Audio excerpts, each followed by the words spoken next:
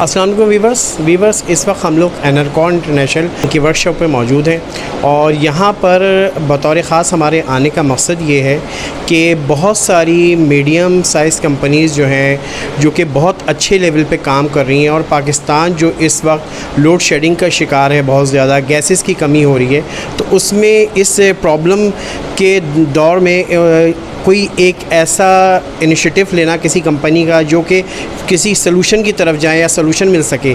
तो एनरकॉन ने भी ऐसा ही कोई काम किया है तो जिसके लिए हम इनसे जानने आए हैं। और सबसे पहले तो हम इमरान ज़फ़र साहब हमारे साथ मौजूद हैं और हम इनको मुबारकबाद पेश करते हैं इस सिस्टम के स्टार्ट करने पे, जो कि ये सिस्टम अभी बताएंगे हमें। सबसे पहले हम ये जानना चाहेंगे इमरान ज़फ़र साहब से कि इमरान ज़फ़र साहब ये बताइएगा कि पाकिस्तान इस वक्त बहुत ज़्यादा लोड शेडिंग का शिकार है, इंडस्ट्री जो है वो प्रॉब्लम में आई हुई है, गैसेस की कमी हो रही है, तो इसके बारे में आप क्या कहते हैं? Thank you very much Tariq engineering post का कि हमारे पास आपने कांटेक्ट किया। जैसे हम जब कहते हैं स्मॉल से मीडियम साइज़ इंडस्ट्रीज़, मतलब ये होता है कि जो इंडस्ट्री जिनकी पावर रिक्वायरमेंट है 1 मेगावाट से लेकर समझ लें 25 से 30 मेगावाट, तो ऐसी इंडस्ट्रीज़ के लिए पावर जनरेशन के लिए क्या ऑप्शंस मौजूद हैं? सबसे नंबर 1 ऑप्शन है नेशनल ग्रिड का, फिर गैस जनरेटर्स का, फिर डीजल जनरेटर्स का, और अब आजकल हमारे पास सोलर भी अवेलेबल है। देखा ही होगा आपने कि 2000 में गैस अवेलेबल थी तमाम इंडस्ट्रीज़ को, तो बहुत सारी small medium size industries gas generator पे शिफ्ट हो गई, नेशनल ग्रिड को उन्होंने ऑलमोस्ट डिस्कनेक्ट कर दिया। लेकिन चूँकि अब गैस अवेलेबल नहीं है इंडस्ट्रीज़ को, तो उन्हें वापस जाना पड़ा नेशनल ग्रिड की तरफ या दूसरे सोल्यूशन देखने पड़े। अब हम इस वक्त जब इंडस्ट्री से बात करते हैं तो हम क्या प्रॉब्लम देखते हैं कि नेशनल ग्रिड जो है उसकी पावर रिलायबल नहीं है, उसमें इंटरप्शंस के इश्यूज़ हैं, गैस अवेलेबल नहीं है, सोलर आपका सोल्यूशन है लेकिन वो सिर्फ 8 घंटे के लिए अवेलेबल है। तो what is industry looking? Industry is looking something which is available 24 hours, which is reliable, which is at minimum cost. तो इन सब चीज़ों को अचीव करने के लिए हमने एक सोल्यूशन डेवलप किया जिसको हम कहते हैं सेंट्रल मास्टर कंट्रोल सिस्टम और माइक्रो ग्रिड सिस्टम।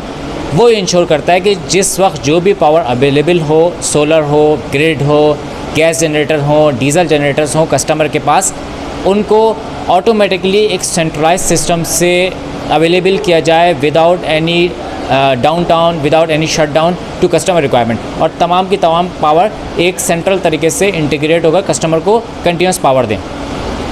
अच्छा, तो ये आप जो इतना कुछ बता रहे हैं सिस्टम के बारे में, तो हमारे व्यूवर्स को थोड़ा सा बताएंगे ताकि जो इंजीनियरिंग कंपनीज़ है, जो इंडस्ट्री है, उनको पता चले कि ये किस तरह से वर्क करता है और इसका क्या बेनिफिट मिलेगा। थोड़ा सा आप अपने प्रोजेक्ट को हाईलाइट करेंगे?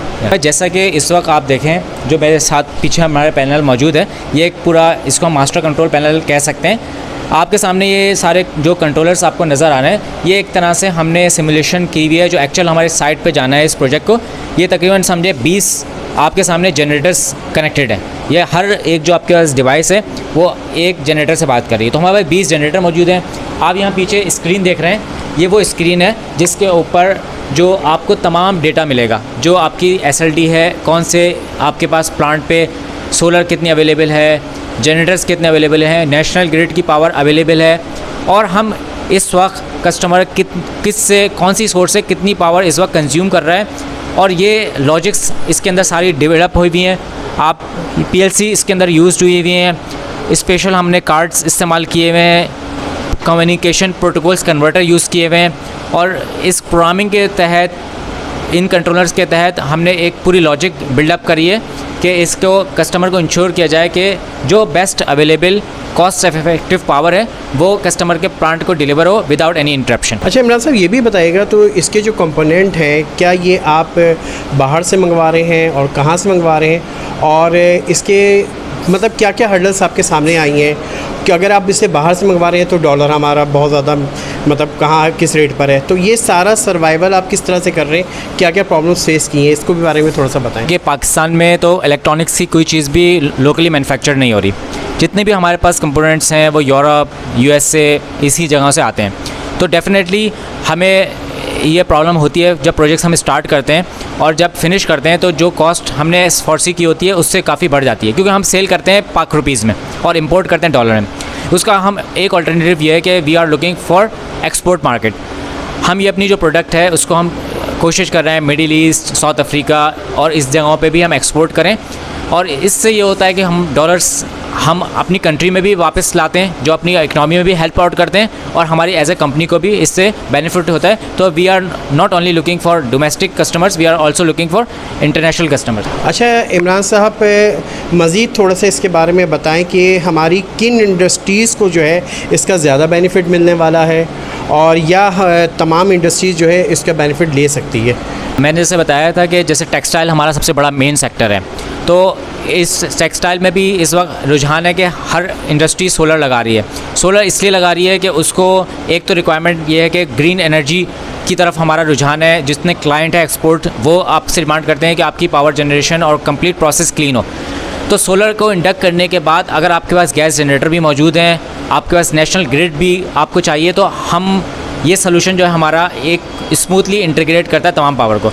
कोई भी इंडस्ट्री, हॉस्पिटल हो, टेक्सटाइल हो, सीमेंट हो, आपके स्टील प्लांट हो, any industry which is consuming, I would say जो medium size industry which is consuming these powers, national grid along with gas generator, diesel generator and solar, we can benefit these industries, all these industries. अच्छा इमरान साहब, ये भी बताइएगा क्या इसका benefit सिर्फ industry को है, या कि जो बिल्डर्स वगैरह हैं अपने बड़े बड़े प्रोजेक्ट डिज़ाइन कर रहे हैं, तो वहाँ पर भी ये सिर्फ मशीनरी के हवाले से ही ये कामयाब है? और एक चीज़ और भी जानना चाहूँगा, वो ये कि ज़ाहिर सी बात है जनरेटर डीजल मतलब आप कन्वर्ट कर रहे हैं इसको आसानी के साथ, तो क्या इसमें जो वहाँ पर स्टाफ उनके पास इंडस्ट्री में मौजूद होगा, तो उनको क्या आप ट्रेनिंग देंगे या किस तरह से वो इसको हैंडल करेंगे?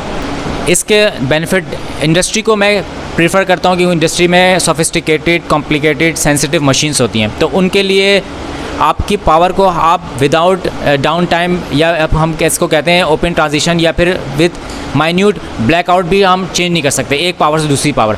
तो इंडस्ट्री, हॉस्पिटल्स मैं समझता हूँ ज़्यादा इसके लिए प्रेफर्ड है। लेकिन बिल्डिंग, ऐसी बिल्डिंग्स जिसके अंदर कंटिन्यूस पावर हो, सोलर रिक्वायरमेंट हो, स्टैंड बाय डीजल जनरेटर हो, they can also benefit from us. अच्छा, जैसे आप ये देख रहे हैं हमारी product, this is not easy plug and play product, इस कस्टमाइज प्रोडक्ट। हर कस्टमर के लिए हम उसकी इस रिक्वायरमेंट के हिसाब से स्टडी करके सिस्टम को डिज़ाइन करते हैं, और हमारी टीम है जो जाकर उसको फ़र्स्ट टाइम कमीशन करती है। लेकिन एक दफ़ा कस्टमर कमीशन हो जाए तो हम अपने कस्टमर्स के जो ऑपरेटर्स हैं उनको ट्रेन करते हैं। आप ये स्क्रीन देख सकते हैं, यूज़र फ्रेंडली स्क्रीन होती है, पूरा उनको प्रोसेस एक दफ़ा समझाया जाता है, और ये इसमें मैन इंटरवेंशन बाद में होती नहीं है। एक दफ़ा सिस्टम स्टार्ट हो जाए और ऑटोमेटिक लॉजिक्स हैं जो बन जाती हैं, वो हमेशा उसमें कोई डिस्टर्बेंस नहीं आती, और इजी टू ऑपरेट है और बहुत इजी टू ट्रबल शूट है। तो हमारी टीम एक दफ़ा कमीशन करके चली जाती है, तो हमारे पास वैसे हम अवेलेबल हैं 24/7, बट वो उनके जो इंजीनियर्स हैं वो फुली ट्रेंड हो जाते हैं इसको ऑपरेट करने के लिए। इमरान साहब, ये भी बताइएगा कि ये सिस्टम आपने किसी जगह डिज़ाइन किया है, या किसी मतलब स्टार्ट है ये सिस्टम, या फर्स्ट टाइम आप कहीं जा रही है? हमारी बहुत सारी इंडस्ट्रीज़ में लगा हुआ भी है, और जैसे कि इस वक्त ये प्रोजेक्ट देख रहे हैं, क्योंकि इस साइट का नाम इस वक्त मैं लेना नहीं चाहूँगा क्योंकि थोड़ा सा कॉन्फिडेंशियल कस्टमर्स का होता है, बट कस्टमर्स हमें अप्रोच करके डायरेक्ट कोई मैच्योर इंक्वायरी हो तो हम उनको वो साइट्स भी शो कर सकते हैं। But yes, it is operating within Pakistan, within Karachi, within our different industries, including textile, including cement industry, including steel plants. This is operating. अच्छा, सबसे इम्पोर्टेंट चीज़ जो कि एक हर इंडस्ट्री का एक सवाल होता है कि आफ्टर सेल सर्विस आपकी क्या मतलब के सर्विसेज होती हैं, कि आपका प्रोजेक्ट चला गया उसके बाद फिर क्या आपकी सर्विसेज हैं? हम इसमें बिलीव करते हैं कि जो आपका सेटिस्फाइड हैप्पी कस्टमर है वही आपका ब्रांड एम्बेसडर होता है, और आपकी जो फ्यूचर की बिज़नेस होती है वो आपकी वही कस्टमर्स जो आपसे हैप्पी होते हैं, जो एक्सपीरियंस कर चुके होते हैं, वही लेकर आते हैं। तो हमारी टीम डेडिकेटेड है। फर्स्ट तो हम ये इंश्योर करते हैं कि हमारा कस्टमर फुली ट्रेंड हो जाए। अगर वो ट्रेंड नहीं होगा तो आपकी प्रोडक्ट को ऑपरेट सही नहीं करेगा, और ऑपरेट सही नहीं करेगा देन यू विल बी डिसहैप्पी, वो सेटिस्फेक्शन नहीं होगी। तो हम उसको ट्रेन करते हैं, and then our team is available on call, on physically to his site, whether in Karachi, whether in Lahore, whether in anywhere in Pakistan. So हम available होते हैं फॉर उनको सपोर्ट करने के लिए। इमरान साहब, थोड़ा सा एक सवाल आपका और जानना चाहूँगा, लास्ट क्वेश्चन है कि जितनी भी टेक्निकल स्टाफ हैं आपके, या आपकी से मुराद ये कि इंडस्ट्री में इंजीनियर्स हैं, आप उनको क्या मैसेज देना चाहेंगे इस मतलब सिस्टम के हवाले से कि क्या करना चाहिए? इस वक्त हमारे पास जो इंजीनियर्स हैं वो डिफरेंट इलेक्ट्रॉनिक्स, इलेक्ट्रिकल और इंडस्ट्रियल ऑटोमेशन के इंजीनियर्स हैं, और हम कंटिन्यूसली एज एन एनरकॉन भी हम इन टच रहते हैं डिफरेंट यूनिवर्सिटीज़ के साथ, और हम बात कर रहे होते हैं उनसे कि क्या क्या इंडस्ट्री में प्रोडक्ट्स हैं जो इस्तेमाल हो रही हैं, और एक हम उनको ओवरव्यू देते हैं कि किस तरह से प्रैक्टिकली उनकी जो रिक्वायरमेंट्स हैं, जो स्टडी है, वो इम्प्लीमेंट हो सकती है फ्यूचर में। मैं यहाँ पे इस वक्त जो अपने इंजीनियर्स हैं, जो फ्रेश ग्रेजुएट्स हैं, जो देख रहे हैं, उनको मैं यही रिकमेंड करूँगा कि वो जब भी प्रैक्टिकल फील्ड में आएँ तो अपना फोकस रखें, किसी भी फील्ड को चूज़ करें, किसी भी लाइन को चूज़ करें, लेकिन उसके अंदर पूरी डिटेल में जाएँ, इन डेप्थ में जाएँ। और पाकिस्तान एक ऐसी कंट्री है जिसमें एनर्जी की बहुत रिक्वायरमेंट है फ्यूचर में।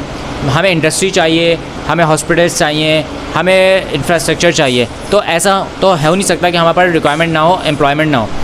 मैं ये कहूँगा बहुत सारी इंटरनेशनल कंपनीज़ हैं जो पाकिस्तान अब आना नहीं चाहती, तो हमारे लिए अपॉर्चुनिटीज़ है कि एज एन एंटरप्रेन्योर हम उनसे रब्ता कर सकते हैं और उनको कन्विंस करके हम पाकिस्तान ला सकते हैं। You can be there in country head, country manager, और उनके दरमियान में आप उसको स्क्रैच से भी इस कंपनी को स्टार्ट कर सकते हैं पाकिस्तान में, और एक्सपोर्ट भी कर सकते हैं। तो दिस इज़ इन सोलर में हम देख रहे हैं कि ऐसी बहुत सारी कंपनीज पाकिस्तान में आई जिन्होंने 1% से स्टार्ट किया and now they are growing. So ये मेरी इंजीनियर्स को सजेशन होगी। शुक्रिया इमरान साहब। व्यूवर्स, आपने देखा कि इमरान ज़फ़र साहब थे एनरकॉन सिस्टम के, और इन्होंने अपना जो ये सिस्टम बनाया है इसके हवाले से बड़ी डिटेल डिस्कशन की, और इस तरह की इन्फॉर्मेशन को एक दूसरे के साथ ज़रूर शेयर करें। ज़ाहिर सी बात है ये तमाम इंडस्ट्रीज़ के लिए बेनिफिट है, और आपसे गुजारिश है कि इंजीनियर पोस्ट को सब्सक्राइब करें और इस तरह के वीडियोज़ को देखने के लिए दोबारा इंजीनियर पोस्ट की तरफ आए। Thank you very much.